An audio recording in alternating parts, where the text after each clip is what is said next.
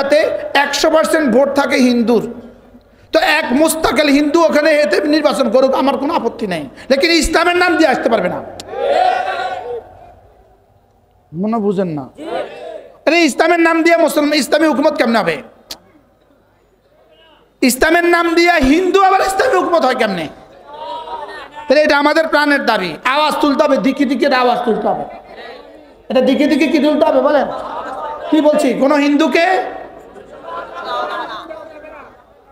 ইসলামী আন্দোলনের নামে নমিনেশন দেওয়া ইসলাম কোন হিন্দু জীবনে কামিয়াব হইতে পারে? কোন হিন্দু কামিয়াব হইতে পারে? কামিয়াবির যে তরজমা, এই তরজমার মধ্যে ঈমান শর্ত। সুবহানাল্লাহ বলেন। কাদ আফলাহাল মুমিনুন, প্রথম শব্দই জুড়ে দিয়েছেন মুমিনুন, কামিয়াব। এই ওই আয়াতে কারিমার 11 আয়াত আমি আপনাদের ওই মাঠে বলেছিলাম কয়েক বছর আগে। হ্যাঁ না, ওই মাঠে স্কুল মাঠে একবার এই আয়াতগুলো আমি পড়ছিলাম। আমার হুজুর আমাকে বলে দিয়েছিলেন যে এই আয়াতগুলো পড়তে হবে। তাইলে ঈমান ছাড়া কেউ কামিয়াব হতে পারে না। ঈমান ছাড়া যেখানে দেখবেন আপনি কামিয়াব, সফল সফল সফল, এই সফলতা যেখানে গিয়ে শেষ হয় এরপর থেকে ব্যর্থতা শুরু হয়। এরপর থেকে ব্যর্থতা কি হয়? আচ্ছা, গত 17 বছরের এত বড় সফল, চারবারের সফল প্রধানমন্ত্রী, সফল নারী প্রধানমন্ত্রী, সারা পৃথিবীতে তার চেয়ে সফল কোনো নারী আর জন্ম হয় নাই। লেকিন গত 17ই নভেম্বর ফাঁসির রায় হয় কেন? মাত্র 580টা মামলা হয়েছে। নুরু ভাত নিবি, মাত্র 580টা। নুরু মাত্র শুরু, নুরু মাত্র কত মামলা হয়েছে? তো কত সফল হলে 580টা মামলা খায়? এটা কি শেষ না শুরু?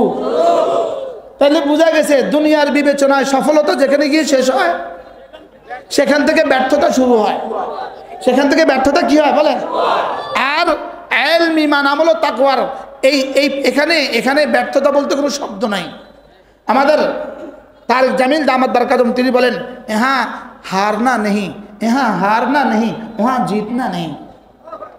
বলে ইসলামে হারা নাই, আর ইসলাম ছেড়ে দিলে জিতা নাই। ইমানে কি নাই বলেন? হারা নাই। আর ইমান ছেড়ে দিলে কি নাই বলেন? ইমান ছেড়ে দিলে কি নাই? জিতা নাই। এখানে কোনো হারনা নাই, এখানে কোনো হারা নাই, এখানে কোনো কি নাই বলেন? ইমান আমল ঠিক রেখে বলেন, ইমান আমল ঠিক রেখে যে ফকির সে অচিরেই বাদশাহ, আর যে ইমান আমল বাদ দিয়া বাদশাহ সে অচিরেই ফকির, চির ফকির, চিরদিনের জন্য ফকির। সে শুধু ফকির নয়, ফকিরের ঘরের ফকির। কি বলছি বলেন? কে? ইমান আমল ছাড়া ব্যক্তি কি বলেন? ফকিরের ঘরের। আর ইমান আমলওয়ালা ফকির, অচিরেই বাদশাহ। সুবহানাল্লাহ। قد أفلح من زكاها وقد خاب من دساها। এরপরের আয়াতগুলোতে আল্লাহ তাআলা এক জাতি, সফল এক জাতির ব্যর্থতার নমুনা তুলে ধরেছেন। যদি কোরআন আবার নাজিল হইতো, যদি নতুন করে কোরআন নাজিল হইতো, এই আয়াতগুলোর জায়গাতে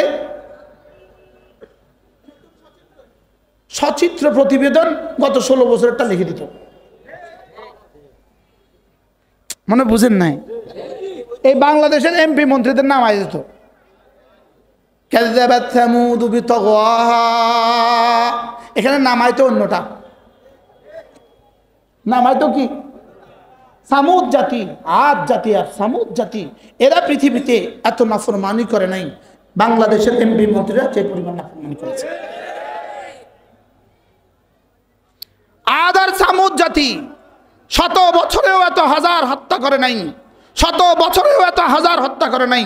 শুধু বাংলাদেশে এরা যত হত্যা করেছে। এই মুহূর্তে আমার নামে একটা মামলা আছে। এই মুহূর্তে আমার মামলাটা হলো বাইতুল মুকাররমের দক্ষিণ গেটে আমি হকি স্টিক দিয়া বাড়ি দিয়া তার হাতটা ভেঙে ফেলেছি।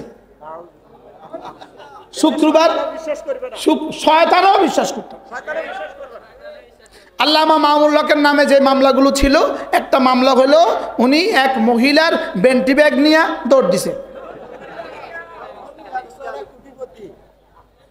মহিলার কি নিয়ে বলেন না? মহিলার মানি ব্যাগ নিয়ে দৌড় দিছে কি এই জন্য এই শব্দগুলো কাযাবাত সামুদ বিতাগওয়াহা পড়ে না পড়ে ইদিম বাআসা আশকাহা ইদিম বাআসা আশকাহা সামুদ জাতি কাযাবাত সামুদ বিতাগওয়াহা সামুদ জাতি অস্বীকার করেছে আমি যা বলেছি সামুদ জাতিটা মানে নাই আমি যা বলেছি সামুদ জাতিটা কি করে নাই বলেন আমি যে বলেছি ঈমান আমলের মধ্যে কামিয়াবি এটা সামুদ জাতি মানে নাই কওমে আদ আর কওমে সামুদ জাতি মানে নাই কওমে সামুদ এক জাতি যারা সৌদি আরবের একটা অংশে তাবুকের রাস্তায় মদিনা থেকে তাবুকের রাস্তায় এক জায়গায় এই সামুদ জাতি বাস করত সামুদ জাতি কি করতো বলেন সামুদ জাতি কি করতো বাস করতো তো এদের নবী ছিল সালেহ আলাইহিস সালাম এদের নবী ছিল কি বলেন মাদায়েনে সালেহ ওই শহর এখনো আছে ওই শহর এখনো কি আছে তো এরা এদের নবীকে বলছিল যদি তোমার রব যদি এই পাহাড় থেকে একটা ওট বাইর করতে পারে পাহাড় থেকে কি তা আমরা ঈমান আনবো তো নবী আল্লাহর কাছে কইছে আল্লাহ পাহাড় থেকে একটা ওট বাইর করে দেন তো পাথর থেকে একটা ওট বাইর হয়ে গেছে আরো গাভী নোট সুবহানাল্লাহ বাচ্চা পেটে সুবহানাল্লাহ এবার ওট বের হয়ে গেছে এবার ওটে কি করতে শুরু করছে মাঠে যত ঘাস আছে সব সে একা খায় ফেলে কি এই সৌদি আরবে এই জায়গাটাতে যাওয়ার সৌভাগ্য আমার হয় নাই এই জায়গাটাতে যাওয়ার আমার সৌভাগ্য হয় নাই এর বাইরে আশেপাশে আমার আলহামদুলিল্লাহ অনেক জায়গা যাওয়ার সৌভাগ্য হয়েছে কিন্তু এখানে যাওয়ার সৌভাগ্য হয় না বারবার চেষ্টা করছি কিন্তু এখানে যাওয়ার সৌভাগ্য হয় নাই ওই মাঠটা এখনো আছে ওই পাহাড় এখনো কি আছে তো এদের মধ্যে এক কম বক্ত হিম্মত করছে এটাকে পা কেটে দিব এটাকে কি করে দিব এটাকে জবে করে দিব তা আল্লাহর নবী হযরত সালেহ আলাইহিস সালাম বলছেন হুজুর মাদায়েনে শুআইব এটার নাম হলো মাদায়েনে সালেহ এর পাশে আছে মাদায়েনে শুআইব আলাইহিস সালামের ওই শহরে যাওয়ার সৌভাগ্য আমার হয়েছে হযরত শুআইব আলাইহিস সালাম যেই ঘরে ছিলেন হযরত মূসা আলাইহিস সালাম যেই ঘরে উঠছে ওই ঘরে দেখার সৌভাগ্য আমার হয়েছে স্বচক্ষে আমি ওই ঘর দেখছি সুবহানাল্লাহ এরপরে হযরত মূসা আলাইহিস সালাম শুআইব আলাইহিস সালামের মেয়েদেরকে যেই কুয়া থেকে পানি তুলে দিছে ওই কুয়া আমার দেখার সৌভাগ্য হয়েছে হযরত মূসা আলাইহিস সালাম যেই পাহাড়ের পাদদেশে পাথরে আঘাত করছিলেন সেখান থেকে 12টা কুয়া বের হয়েছে ওই 12টা কুয়ার পানিতে আমার ওযু করার সৌভাগ্য হয়েছে আলহামদুলিল্লাহ বলা কিন্তু এই মাদায়েনে কি নাম সালেহ মাদায়েনে সালেহতে যাওয়ার সৌভাগ্য আমার হয় না একবার চেষ্টা করব ইনশাআল্লাহ একবার চেষ্টা করব তাহলে এই মাদায়েনে সালেহ সামুদ জাতির কথা আদ জাতির কথা ফিরাউনের কথা আল্লাহ তাআলা বারবার বলেছেন এখানে কাদ আফলাহা মান যাক্কাহার পরে কওমে সামুদ জাতির কথা আল্লাহ তাআলা আবার এর জন্য বলেছেন দেখো আমি সফল মানুষের তালিকা বলছি এবার বিফল মানুষের তালিকাও তোমাকে একটা শোনাই বিফল মানুষের তালিকাও কি একটা শুনাই তা আল্লাহ তাআলা সামুদ জাতির এই কথাকে পুরো আয়াতে সামুদ জাতির এই কথা বলেছেন এরপর আল্লাহ তাআলা বলছেন ফাদামদামা আলাইহিম রাব্বুহুম ফাসাওয়াহা দামদামা একটা শব্দ আমাদের দেশে কয় না দমদম মার হ্যাঁ দম দম করে দূরে লাগাই দে বলেনি দাম দাম করে দূরে লাগাই দে কয় না বলেন একবার মারলে দামদামা কয় না দামদামা কয় একটার পর একটা এই আযাবকে বলে দামদামা এই আযাবকে কি বলে আল্লাহ তাআলা বলেন ফাদামদামা আলাইহিম রাব্বুহুম বিদামবিহিম ফাসাওয়াহা মানে সমান করে দিবেন আল্লাহ তাআলা আযাবের পর আযাব দিয়ে তাদেরকে কি করে দিবেন সমান করে দিবেন আল্লাহ তাআলা এবার সিদ্ধান্ত ছুড়ে দিলেন শোনো কোন জাতিকে ধ্বংস করতে ওয়ালা ইয়াখাফু উকবাহা এরপরে কি হবে কোন পরিণতি কি হবে কেউ আমার বিরুদ্ধে দাঁড়িয়ে যাবে আমি এটা কখনোই পরোয়া করি না সুবহানাল্লাহ আমি এটা কখনোই কি করি না ওয়ালা ইয়াখাফু উকবাহা আমি পরিণাম ফল কখনো কি করি না আমি পরিণাম ফল কখনো পরোয়া করি না কারণ আমাকে নিয়ে যদি পরিণাম ফল কল্পনা করতো তাহলে 5 আগস্ট বাংলাদেশে রচিত হইতো না